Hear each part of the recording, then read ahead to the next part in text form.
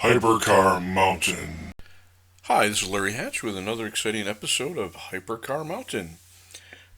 Today's feature is the Toyota 2000 GT.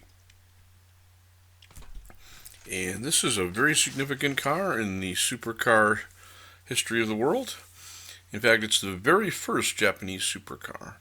Long before we had GTRs or Fair Ladies or, I'm forgetting some of them.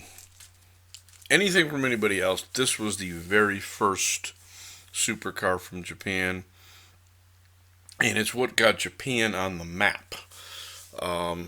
Even Honda Civics were not in the United States. Nobody knew much about Japanese cars. Toyota was introducing something called the Crown.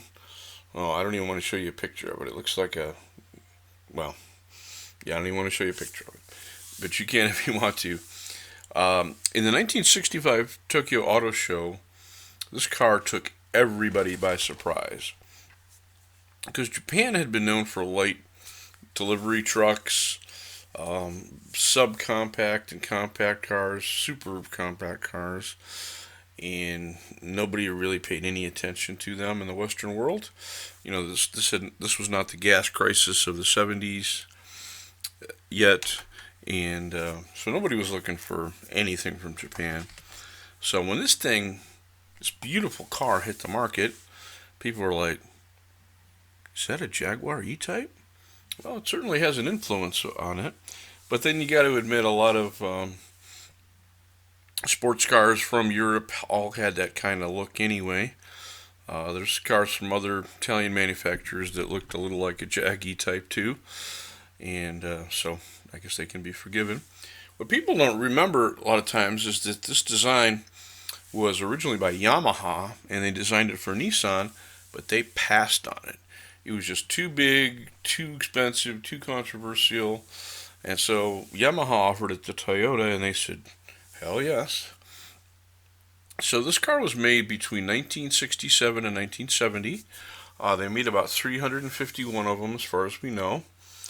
And what's unusual about it is it went for $6,800 in the U.S. Holy heck. That was more money than a real Jag E-Type, unless it was really spec'd up, and most of the Porsches.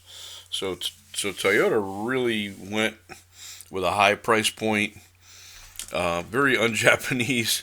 You'd think they'd try to undercut the Jag and the Porsche, but no. They went really high.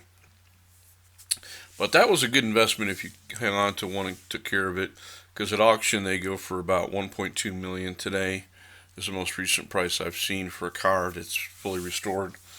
They had an aluminum body, and this is going to absolutely blow your mind. Take a look at this interior. Look at that. If I were to show you that and flip the image so that it was left-hand drive, you'd say, oh, that might be a Morgan, something very British. No, that is a rosewood veneer dash, which came standard on this car.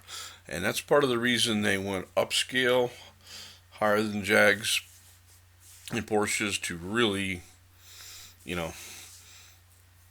get people's attention. And boy, oh boy, did they. Nobody was doing a car this beautiful with that kind of a dash anywhere. And certainly not for that price.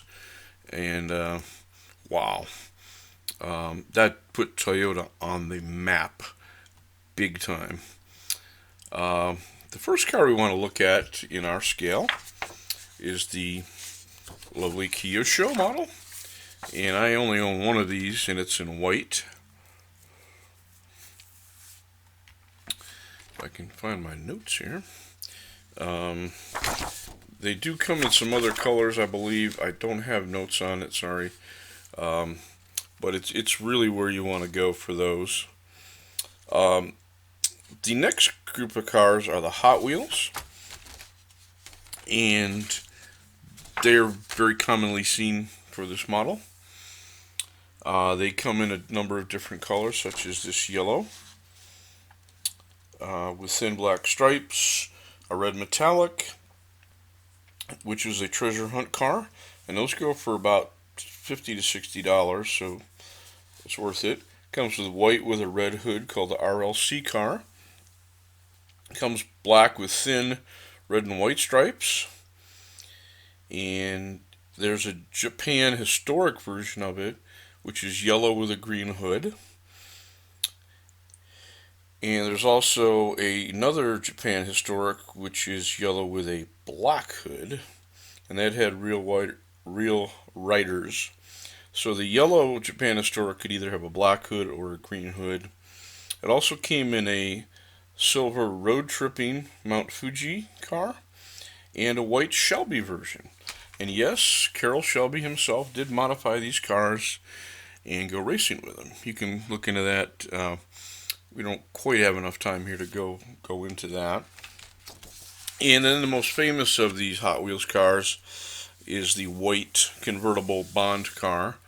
And we'll talk more about the James Bond cars in a minute. The next models we want to look at are the Tomicas. And there's a bunch of these. They're basically based on the 1974 version. And they are very well made, very solid metal chassis. The doors open. They're really nicely put together cars, very substantial. They tend to have that silver ring wheel, but if you pick up one of these, they're heavy and beautiful. And what a lot of collectors like about them are the flag series. They put flags on the entire body for many different countries, and the two I have here are the gold Egyptian one and the dark blue British one. The American and Japanese flag versions are popular. They also did them from Uruguay and Malaysia, and several others as well. Jamaica's a good looking one too. There's a version of it that's white with red and yellow markings all over it. That was a McDonald's promo. That one is pretty expensive. They did a yellow with a green hood, similar to what Hot Wheels did, because the cars did have contrasting hoods many times.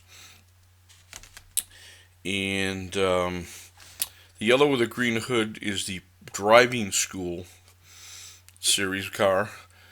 There is a very rare one that's white with no markings. That was a later production, and I've seen those go for $20 to $40. Those are worth grabbing. There's white with a black hood and the number 23 on it. The one I have has got the number 23 on it, but it's actually a dark navy blue hood.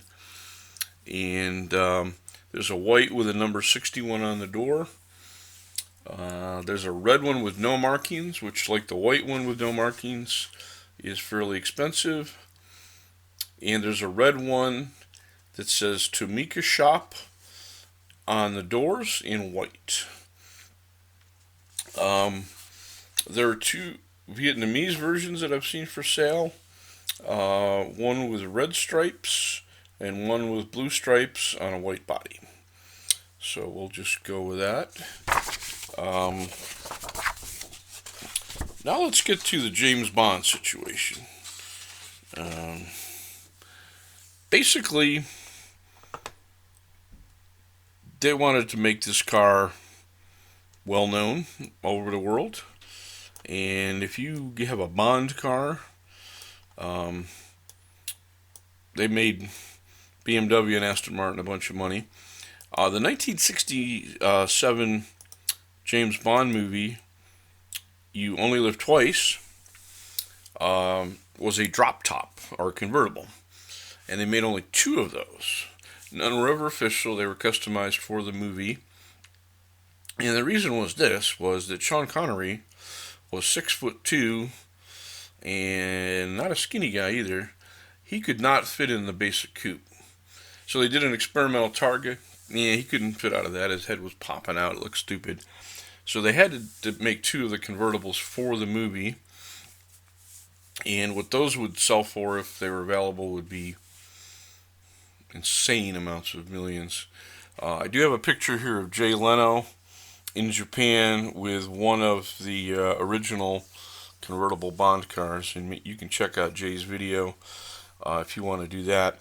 The Bond Only Live Twice cars were made by two manufacturers, Johnny Lightning and also the lovely folks from Hot Wheels.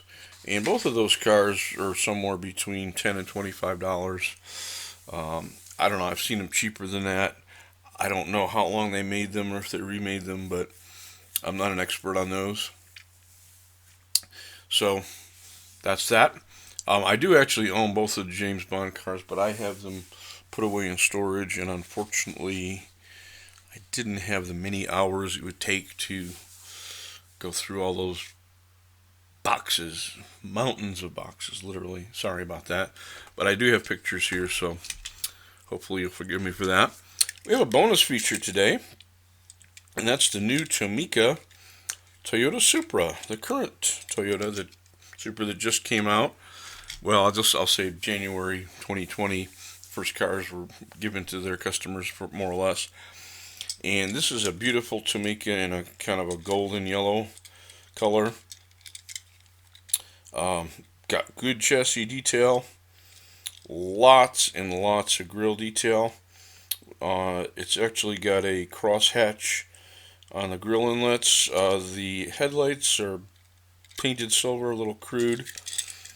And the tail lamps do say Toyota. The thing that's really disappointing about it is there's no interior detail to speak of. I put this thing against strong lights and I could see there was something in there, but my God, it's really, really hard to see on the example I have. You might as well not have an interior, because unless you're shining a flashlight in it, don't bother looking. There's a rare version of it already. It's kind of a light orange with a black hood, and the side scoops along the doors are painted black too.